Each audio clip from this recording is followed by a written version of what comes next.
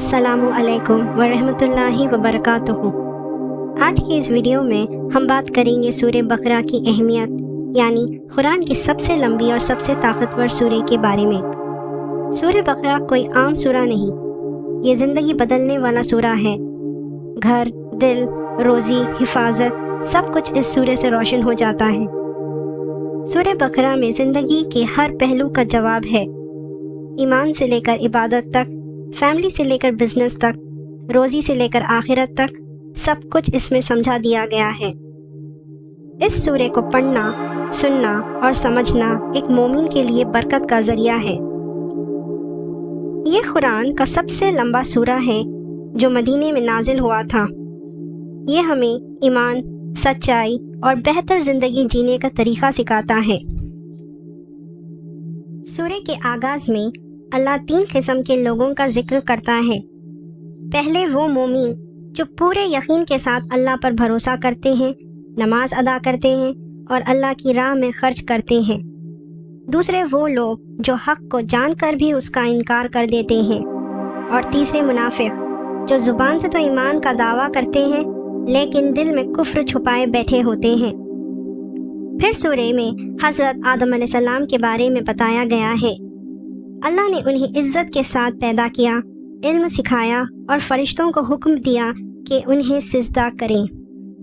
سب فرشتوں نے سجدہ کیا سوائے شیطان کے۔ شیطان نے تکبر کیا اور انسان کا دشمن بن گیا۔ آدم علیہ السلام سے غلطی ہوئی لیکن انہوں نے توبہ کی اور اللہ نے انہیں معاف کر دیا۔ اس سے ہم سیکھتے ہیں کہ اللہ ہر اس بندے کو پسند کرتا ہے جو اس کی طرف لوٹ آئے۔ سورہ کا ایک بڑا حصہ بنی اسرائیل پر ہے۔ اللہ نے ان کو بہت سی نعمتیں دیں، پیغمبر بھیجے، معجزے دکھائے، لیکن وہ بار بار نافرمانی کرتے رہے، بحث کرتے رہے اور اللہ کے احکام کو نظر انداز کرتے رہے۔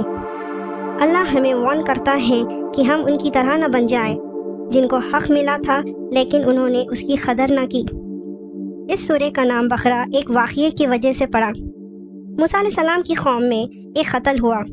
اللہ نے حکم دیا کہ ایک گائے قربان کرو، لیکن انہوں نے سیدھا عمل کرنے کے بجائے سوال پہ سوال شروع کر دیا۔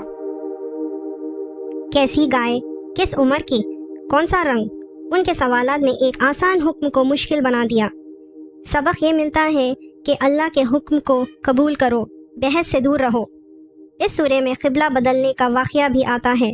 مسلمان پہلے بیت المقدس کی طرف نماز پڑھتے تھے، پھر اللہ نے حکم دیا کہ اب کعبے کی طرف رخ کرو۔ مومن نے فوراً کہا، سمعنا و اطعنا، ہمیں سنا اور ہم نے مان لیا۔ لیکن منافق شک کرنے لگے۔ یہ واقعہ اصلی ایمان والوں کی پہچان بنا۔ اس کے بعد سورہ زندگی کے اہم اصول بتاتا ہے۔